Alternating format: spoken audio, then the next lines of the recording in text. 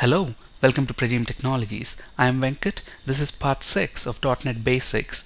In this session, we'll understand the problem of Dll Hell. Now let's say on my computer I have two applications, application A1 and A2. Both of these applications use the shared assembly shared.dll. Now let's say I have a latest version of application A2 available on the internet. I downloaded this latest version of A2 and installed it on my computer. Now let's say this new installation of A2 has accidentally overwritten this shared assembly with a new version that came along with the download. So what happens? A2 works fine, but when I try to run A1, it fails to run. Why? Because this shared assembly is not backward compatible. And how can you make an assembly not backward compatible? You can do a variety of things. Okay, maybe we have removed some of the existing methods which were present there before, or we changed the signature of the methods. Okay, so anything like this could actually break the backward compatibility nature of an assembly. So as a result of this, the existing applications stopped working, but whereas this new installation of A2 works fine. Okay, so in brief, Dll Hell is a problem where one application will install a new version of the shared component that's not backward compatible with the version that's already there on the machine, causing all the other existing applications basically, to fail. So with the .NET strong named assemblies, we don't have this problem of Dll Hell anymore. We'll actually see how to solve this Dll Hell problem in the next session. Now let's look at an example of how to simulate this Dll Hell problem. So if we go back, it's basically there are two applications A1 and A2 which rely on one of the shared assemblies. So let's kind of create such an example. So let's create a new project. So file, new project, and let's say Visual C# console application, and let's call this A1. So I have a console application A1 as part of this solution. Let's create another console application A2.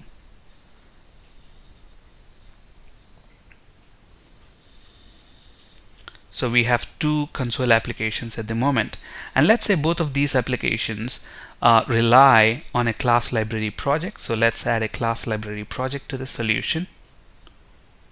So this time it's going to be class library project, and I'm going to call this class library, and let's click OK. And all this class library is going to contain is a very simple class. Maybe we'll call this sample class, and let's say I have a static method. So public static string, and let's say maybe get message1. Maybe that's the original version of the method, and all this method does is return a string. Alright. Okay, now let's say this application A1 wants to make use of that assembly. So in order to do that, we add a reference to that assembly. Right click, add reference, and we browse to that particular project which is present in class library, bin, debug, and class library assembly. So we are making use of that assembly in A1. Let's do the same thing for A2 as well, because both these applications use that assembly. So class library, bin, debug, assembly. And let's say in application A1 we want to make use of that class library assembly. So we import the namespace using the using statement, and then in the main method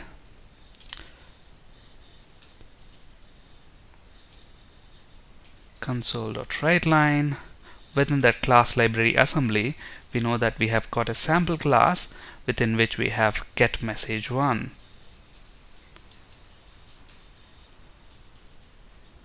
And console.readLine. So let's basically do the same thing even in A2 application. So if I come to A2 application in program.cs, okay, so let's use the class library namespace. Okay, So now if you look at the setup here, we have two applications, A1 and A2, which rely on this class library assembly. So let's build the solution. And when I open A1 application in Windows Explorer, go into the bin debug directory, I have A1 executable and the class library assembly. Let's copy this and paste them to a separate folder. Let's say I have my application folder. Let's say, when I downloaded this application from the internet, it got copied into this folder. And along the same lines, let's say I have downloaded A2 application as well from the internet, which also require the class library assembly and a2.exe. So let's say they also get copied over into my application folder. And when I paste that, so obviously it detects that, okay, class library assembly is already there. Do you want to copy and replace? Let's say yes for that. Now, if I run a1.exe, look at that, it works fine. So this is a1.exe. And if I run a2.exe, so both of the applications now are running fine. Because why? Both of these rely on this assembly, class library assembly, and that version is compatible with both of these two applications. Now let's say over a period of time, there were some improvements for A2 application, as a result of which they also have changed this class library. Let's say they improved this class library method. Instead of saying Pragim, they said in Pragim Technologies, and instead of calling it as getMessage1, they called it as getMessage2.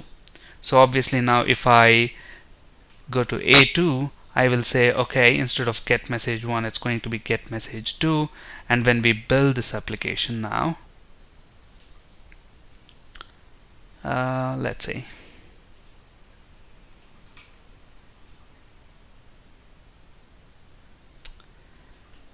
Let's get rid of this one. For some reason it's giving an error. But let's build this project. So we build the class library, and then let's re-add the reference. And now sample .getMessage2. So now if we build the solution and go into the debug directory, bin and debug, so we have A2 and class library. So now let's say this is like a new version of the program that I have downloaded from the internet. I'm trying to install it now, and then when I'm trying to install it, let's say it get copied into the same folder. When I do this, obviously it detects that, okay, there is a class library folder, do you want to copy and replace? And obviously if you remember, when you're installing a program, you click next, next, next, and finish. And just say along the same lines, I just did that, and then I copied and replaced. Now when I run A2, because I installed, this is the new version of the application, alright, it's working fine without any issues. But then when I try to look at this, both of these applications rely on this one. A2 works fine because it's a new version of the application, and I downloaded this application. It accidentally overrode this class library assembly, which is also used by a1.exe. But then a1.exe expects the method name to be getMessage1, but we have changed that to getMessage2. So now this assembly is no longer backward compatible. So not only A1, if there is any other application that's actually using getMessage1 method from this assembly, all of them will basically fail now. So this is nothing but DLL hell. So if I run a1.exe, look at that, it has that missing method exception, method not found. Which method is not found? getMessage1 method is not found. So this is nothing but DLL hell. In the next session, we will actually learn how to solve this DLL hell problem. On this slide, you can find resources for ASP.NET and C# interview questions. That's it for today. Thank you for listening. Have a great day.